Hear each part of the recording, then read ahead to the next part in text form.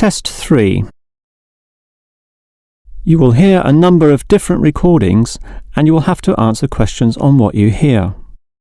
There will be time for you to read the instructions and questions and you will have a chance to check your work. All the recordings will be played once only. The test is in 4 sections. At the end of the test, you will be given 10 minutes to transfer your answers to an answer sheet.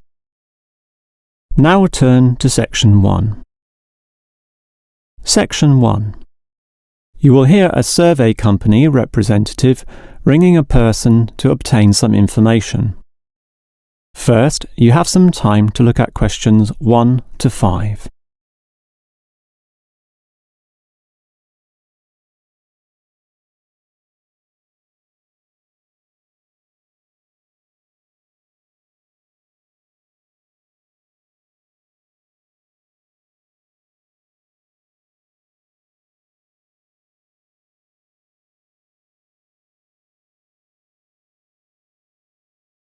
You will see that there is an example that has been done for you. On this occasion only, the conversation relating to this will be played first. Hello? Hello? Who is this? Hello, I'm a representative of the Tally-Ho Survey Company, and I'd like to ask you a few questions regarding exercise. Ah, that's an interesting subject. The representative will ask questions about exercise, so exercise has been written in the space. Now we shall begin. You should answer the questions as you listen, because you will not hear the recording a second time. Now listen carefully and answer questions 1 to 5. Hello? Hello? Who is this? Hello, I'm a representative of the Tally-Ho Survey Company, and I'd like to ask you a few questions regarding exercise. Ah, that's an interesting subject. Yes, we think so too. But I'm afraid I'm a bit busy at the moment. Don't worry, this will only take about 4 minutes at the most. It's 10:25 now, so it will all be over by 10:30. Well, all right, if it's that short. It will be. So, one of the first things I need to know is where you are. That is, which suburb or area of the city. The last client was in Blackburn, for example. Blackburn, that's close to me. I'm in Box Hill. Another eastern suburb, then. I have a friend in Box Hill, too. Interesting place. Now, I need your approximate age for this survey. Are you younger than 20, between 20 and 29, 30 and 39, and so on? I'll turn 40 in a few months, so that puts me in the 40 to 49 age group. Well, that's in a few months, so right now you're in the 30 to 39. Oh, right, so put that then. OK. Now, I need to know your occupation. The last caller was a housewife, for example. The one before that, a teacher. I used to be a teacher too, teaching cookery. And now? Now you can just put domestic duties. Actually, I hope to begin a new job soon as a cook, but that won't be for some time yet. I have to wait for my husband's restaurant to open. Cook? That sounds interesting. But it's domestic duties for now. OK, that just leaves some information about your family. This is not obligatory at all, so if you don't want to answer, that's fine. What sort of information exactly? Oh, it's very broad. Married with children, single mother, that sort of thing. The last customer said she was a single mother. I'm married and not a mother. Put married, no children. I'm married with children myself, but I'll put in your details. And that finishes the profile and just leaves the actual survey itself if you're ready to proceed. Before you hear the rest of the conversation, you have some time to look at questions 6 to 10.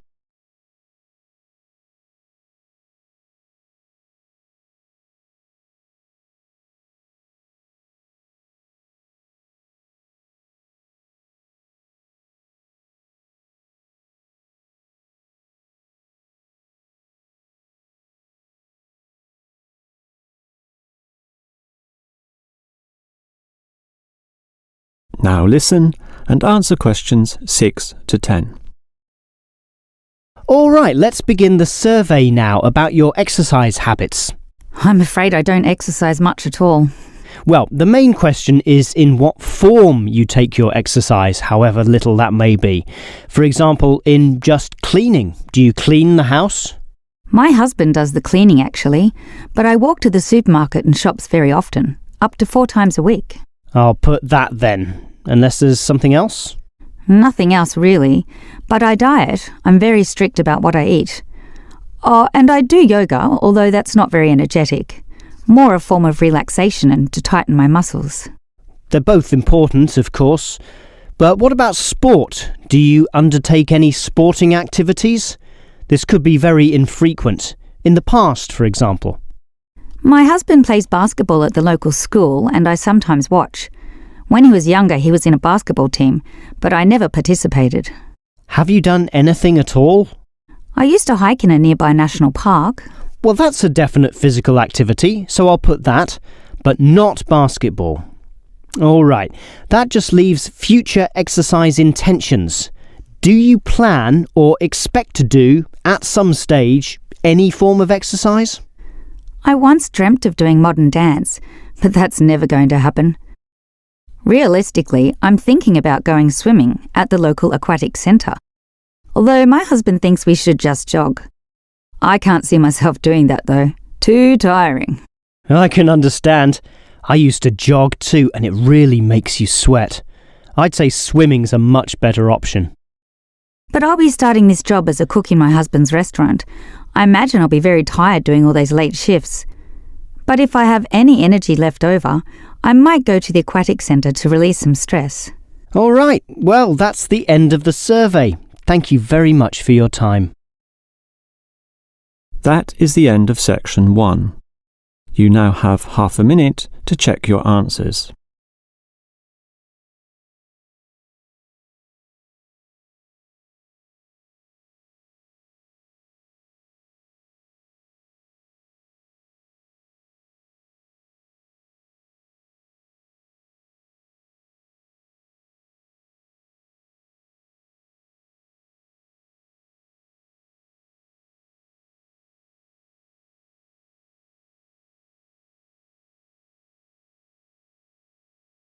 Now turn to section 2.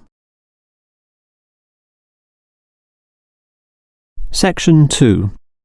You will hear the director of a language centre library explaining about its facilities to some new students.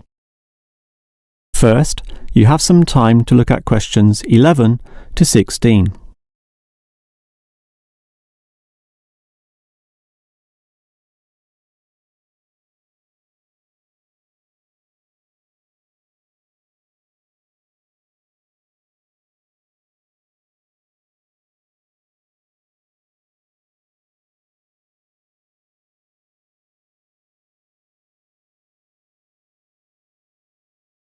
Now listen carefully and answer questions 11 to 16. Welcome to the library, or the ILC, which means Independent Learning Centre, and let me explain about some of its facilities. We're standing here at the entry gates next to the borrowing desk. That's where you check out any books, but you are also advised to study in the library here, since most of our material cannot be borrowed. Thus, we have seating along the middle of the library, and in that far corner in front of us on the left, we have the quiet reading section for some serious reading activity. We used to have the computers there, but then realised that that corner was very quiet and thus better suited for the purpose it now has. The computers were instead shifted to a more central location, right beside us here on the left. Again, somewhat confusingly, this area once housed the newspaper and magazine section, but the people in the quiet reading area had to walk too far to collect this literature, so it was moved to right beside them in the adjacent corner. So, feel free to read the newspapers there, but the reference books, those huge weighty dictionaries, atlases and encyclopedias, were all situated at the opposite end of the building, against the wall. This was because they weren't generally that popular, and we wanted more space for the magazine racks, always a favourite with readers. Okay, as well as reading, you need to work on your listening skills, and for that you need the audio section. Again, such an activity needs a quiet area, so we put this in the last remaining corner up there on your right, as you can see. There are CD players and headphones, so just borrow the listening packs, sit down there and listen away. Right, that just leaves the main library. In other libraries, that's often right beside the newspaper and magazine section, allowing freedom to choose from all genres of literature, but here we've got them further apart. For the main library, just follow your nose past the central seating there, and it's there among all that shelving, upon which you'll find an abundance of interesting books and listening packs to use. Before you hear the rest of the talk, you have some time to look at questions 17 to 20.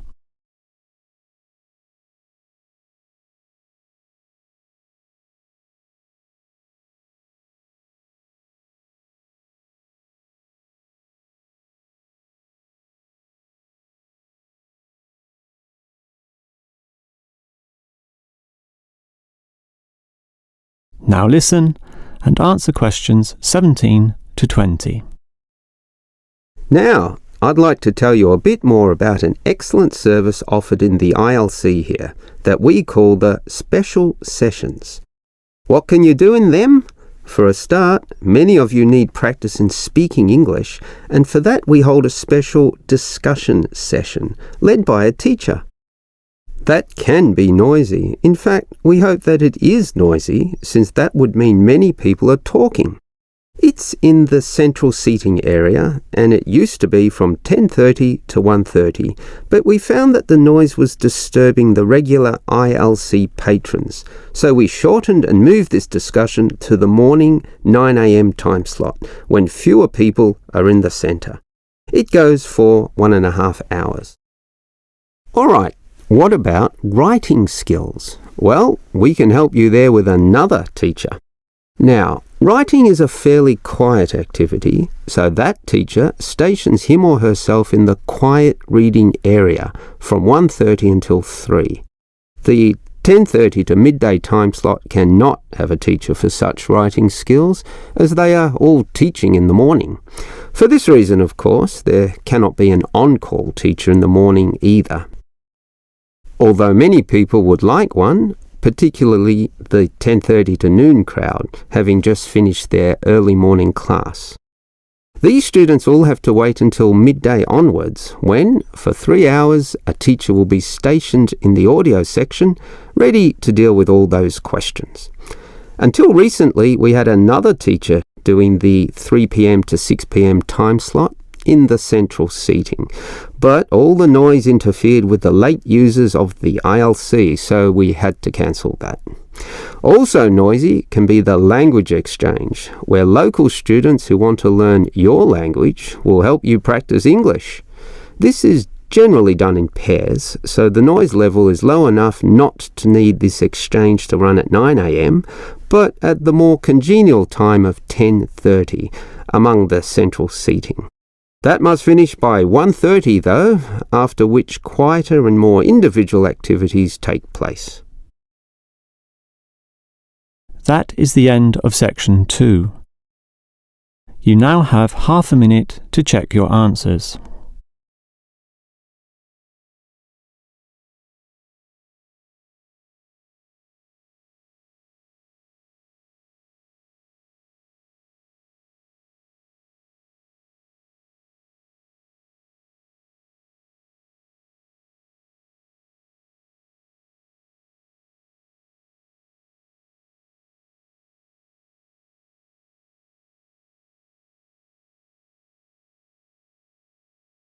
Now turn to section 3.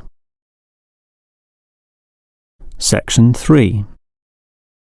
You will hear two students, Dylan and Emily, discussing the techniques they use when listening to lectures. First, you have some time to look at questions 21 to 24.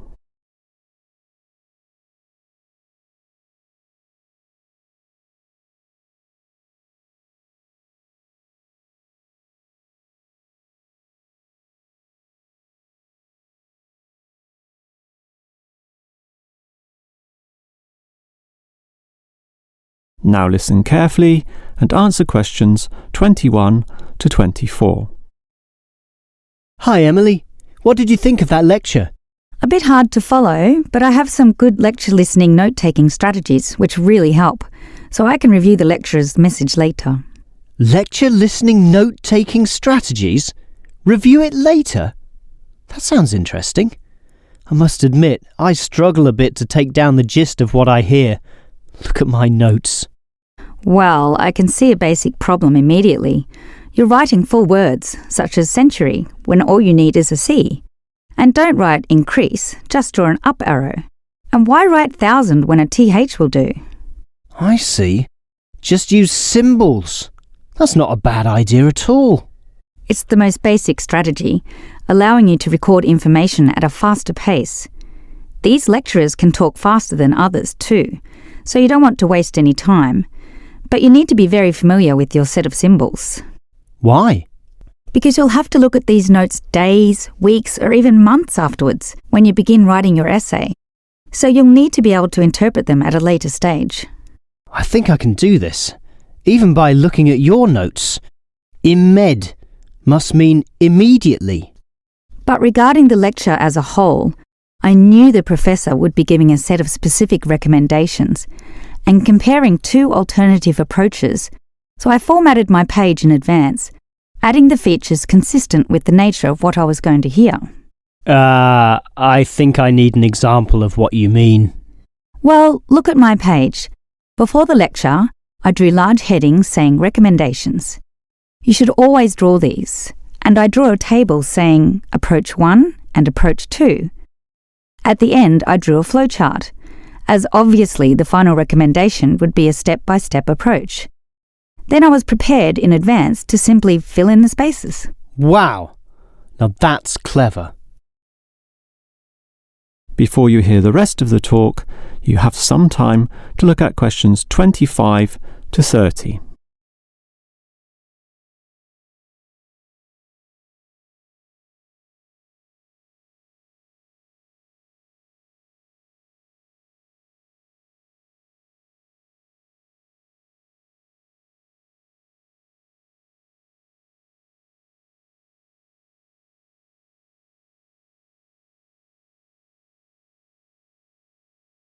Now listen and answer questions 25 to 30. Your advice about note-taking sounds great, but I still have one question, Emily.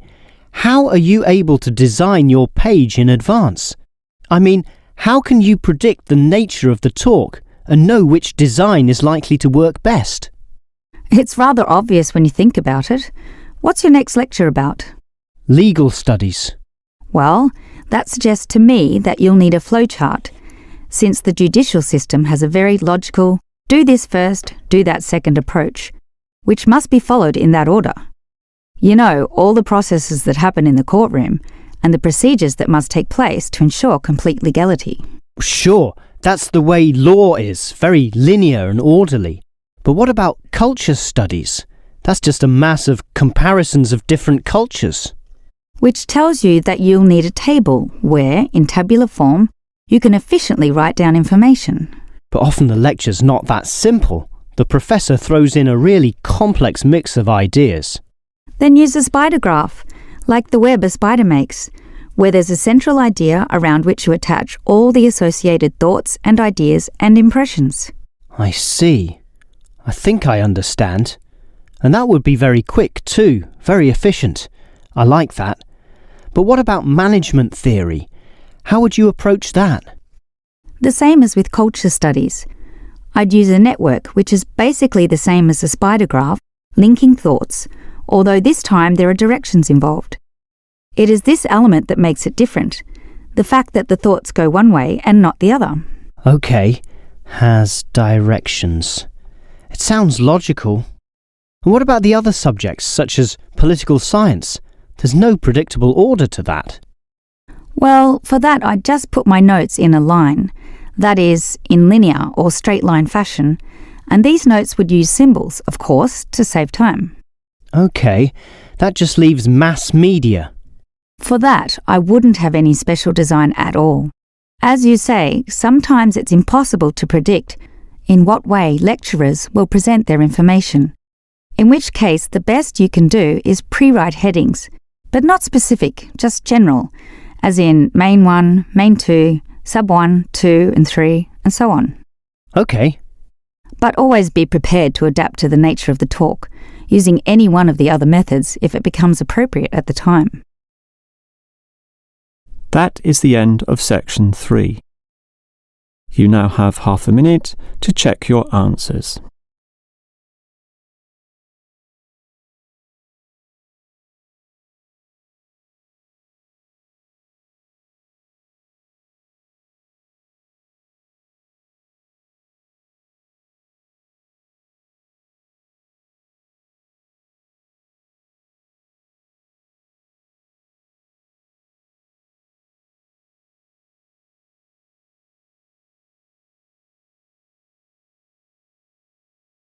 Now turn to section 4.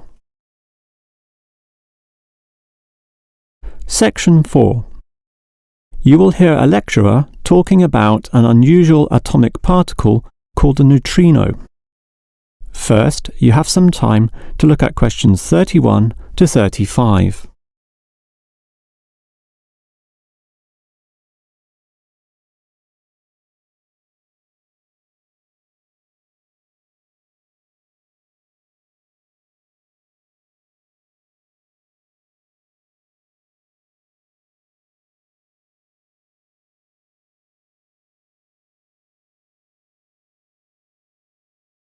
Now listen carefully and answer questions 31 to 35. When considering the smallest unit of matter, the atom, most people know of electrons, protons and neutrons, but almost none know of another particle, even though they are constantly emitted from the sun in the trillions, with 100 to 200 billion of them regularly passing through your body every second. To repeat, that's not thousands, not millions, but billions every second. You don't feel them because they are small. In fact, so tiny that we can barely detect their presence at all. These mysterious particles are called neutrinos. Despite such an abundance, detecting them is a huge undertaking, and there are many reasons for this. Firstly, the neutrino itself is so small that you need to eliminate absolutely all other particles around. To do this, you need what is called a clean room, one that has an extremely low level of dust, microbes, floating particles, or chemical vapors. You probably don't know it, but the air around you right now has almost 40 million particles per cubic meter. In contrast, the cleanest of clean rooms has less than 10. The second problem is that you also need an environment with absolutely no background radiation.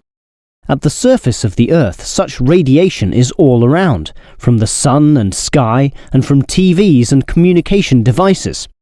The only way to screen out all that is to go underground, and I mean deep underground.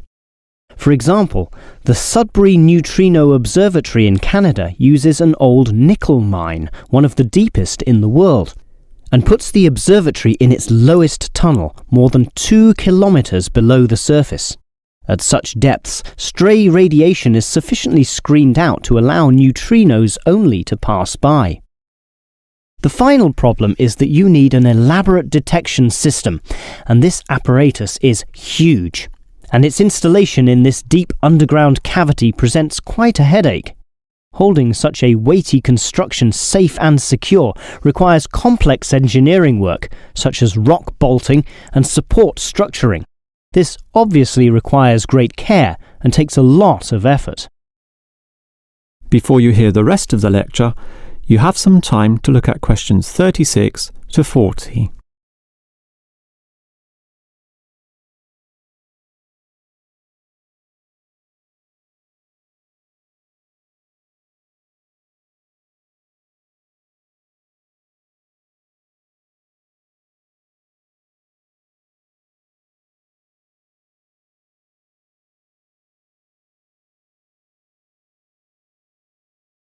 Now listen and answer questions 36 to 40. So I've told you about the difficulty in detecting neutrinos. They are tiny, virtually weightless, have no electric charge, and hardly interact with anything at all. Yet we can detect them, and to see how, let's consider the Sudbury installation once again. The detector there consists of a spherical container filled with heavy water. This rests inside another vessel filled with normal water, which helps support the weight of the inner sphere, as well as providing further shielding from any stray radiation. At the edge of this inner sphere are about 10,000 electronic detectors. These are extremely sensitive, able to multiply 100 million times any electric current which occurs. So, as the neutrinos pass through this sphere of water, there is a very, very, very small chance that one of them may hit a water molecule.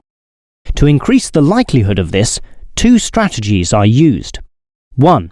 The larger the sphere of water, the better, and the Sudbury tank holds not 10 tons, not 100 tons, but 1,000 tons. 2. The water is special, consisting as it does of heavier molecules.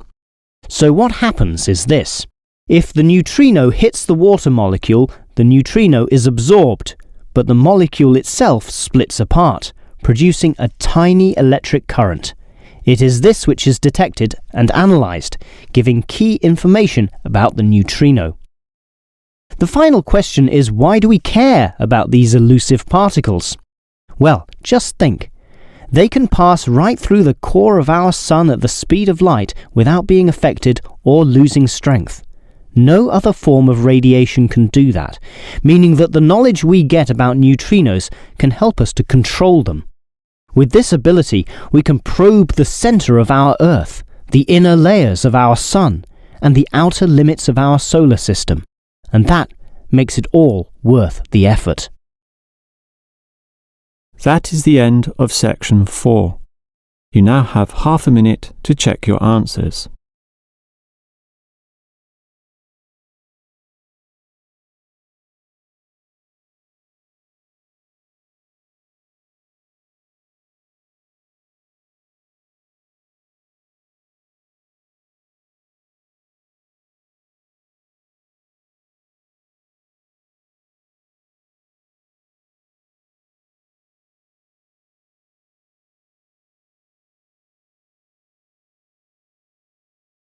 That is the end of the listening test.